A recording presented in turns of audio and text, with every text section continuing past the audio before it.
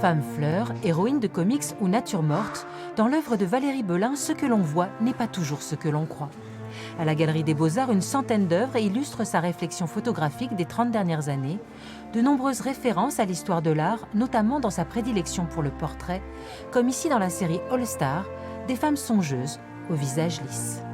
Le comics ne va pas être narratif, ne va plus être narratif, va perdre son aspect narratif au profit d'une dynamique graphique qui va être un petit peu la métaphore ou l'équivalent des pensées de cette jeune femme. C'est-à-dire que le fond vient signifier en fait un élément psychique du portrait. Depuis la fin des années 90, la photographe ne cesse de s'interroger sur l'identité ou le genre.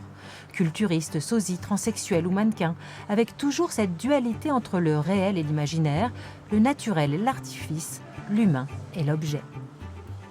À la façon des peintres hollandais du XVIIe, elle propose sa version contemporaine de la nature morte, pour laquelle elle obtient le prestigieux prix Pictet en 2015. Alors que dans la peinture, tout est vrai, ce sont des vrais morceaux de viande, des vrais fruits, des vrais crânes. Ici, tout est devenu plastique. Donc tout a perdu sa valeur d'usage, tout a perdu sa valeur également symbolique. Et c'est plutôt des immondices qui sont comme ça montrés dans leur aspect délétère et inutile. L'autre volet de l'exposition bordelaise met en scène 11 correspondances de la photographe plasticienne avec les collections du musée. Couleurs, thèmes ou modèles, un dialogue né entre les toiles et les clichés, comme ici entre une China Girl et Marie de Médicis. Pour l'artiste Valérie Belin, sa China Girl est d'une sorte de Marie de Médicis moderne.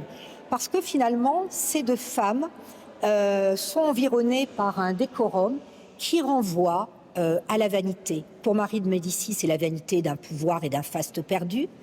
Et pour cette China Girl, c'est la vanité d'un luxe de pacotille. Les visions silencieuses de Valérie Belin sont à découvrir absolument au Musée des Beaux-Arts de Bordeaux jusqu'au 28 octobre.